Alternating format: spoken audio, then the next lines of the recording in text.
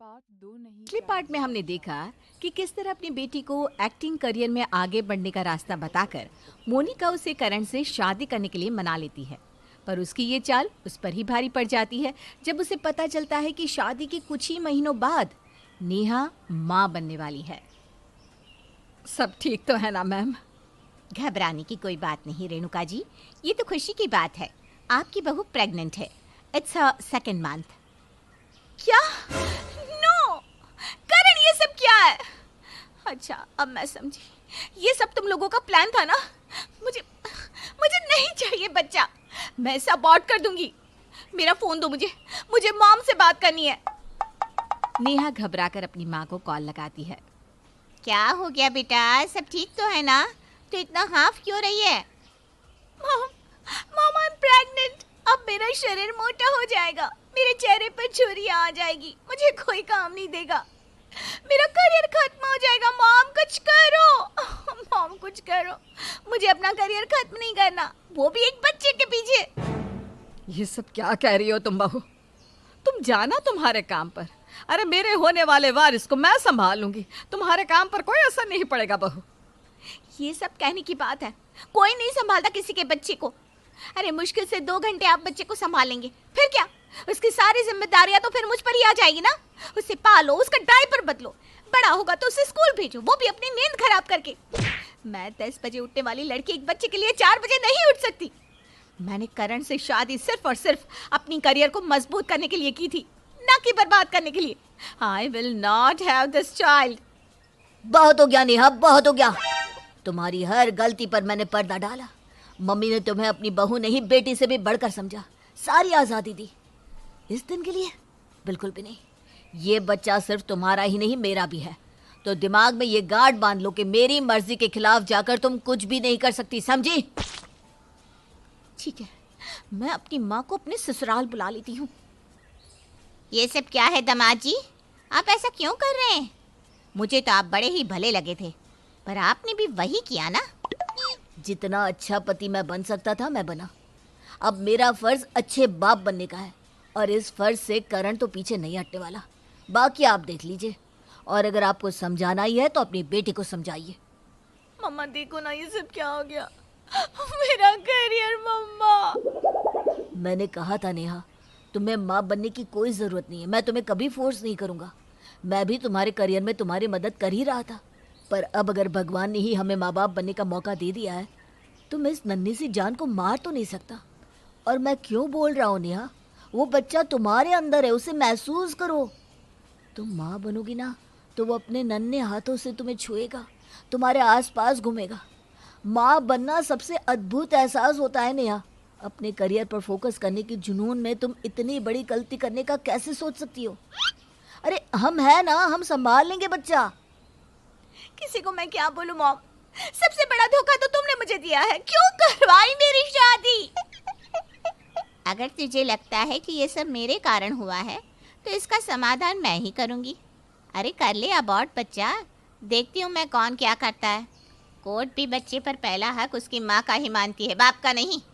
तो दामाद जी, अगर आपको इस बच्चे पर हक चाहिए तो जाकर कोर्ट से मांगिए।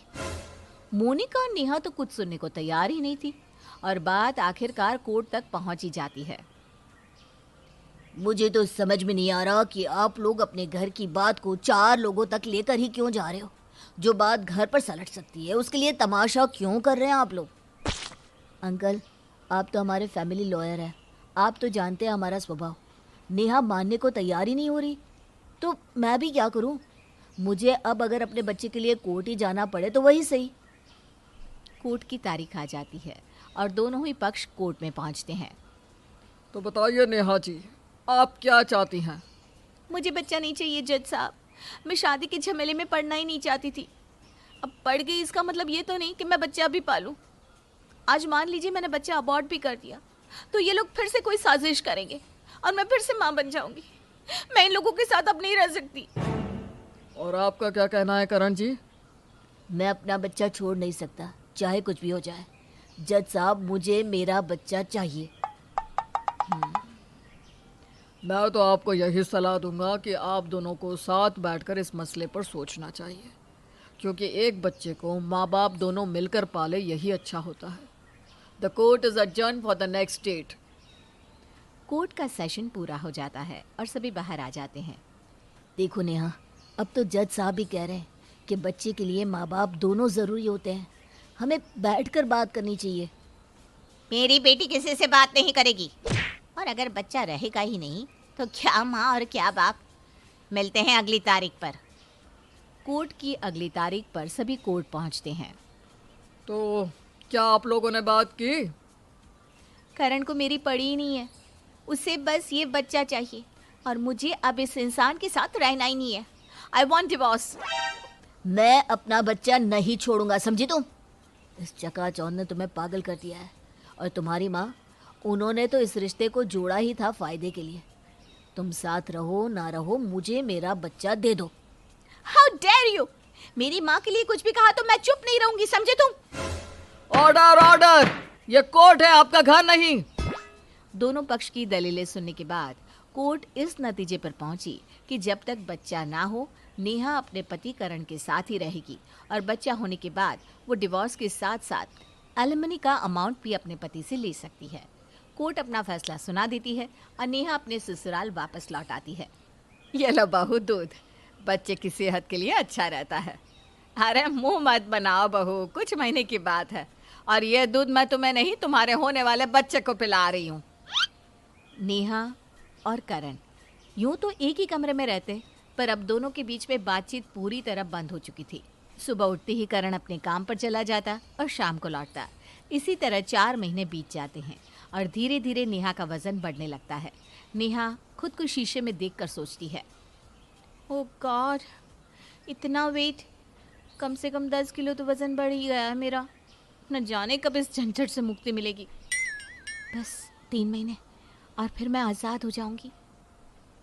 वैसे मेरे चेहरे पर कुछ अलग ही चमक दिख रही है, मानो मैंने बहुत सारा मेकअप किया हो, जबकि मैंने कुछ किया ही नहीं है। रात के वक्त नेहा अपना फ़ोन चला रही होती है और करण लैपटॉप पर काम कर रहा होता है। तभी अचानक नेहा को अपने पेट में कुछ महसूस होता है। मेरा पेट! तुम ठीक तो हो ना नेहा? पेट में कुछ हुआ क्या? दर्द हो रहा है? डॉक्टर के पास चले क्या? नहीं, गुदगुदी हुई, ऐसा लगा जैसे किसी ने अंदर से मुझे मारा। ऐसा कैसे हो सकता है? तुम्हें भ्रम हुआ होगा। फिर हुआ! मैं सच कह रही हूँ करण, अपना हाथ ला, मैं तुम्हें महसूस करवाती हूँ। करण नेहा के पेट पर हाथ रखता है और बच्चा अंदर से लात मारता है। मैंने सुना है कि बेबी अपनी माँ को किक करता है। क्या ये किक कर रहा है नेहा? बहुत अजीब सा महसूस हो रहा है करण मुझे। कई दिनों बाद आज नेहा और करण एक दूसरे के साथ किसी तीसरे को महसूस कर रहे थे। आने वाला बच्चा भी अपने काम पर लग गया था।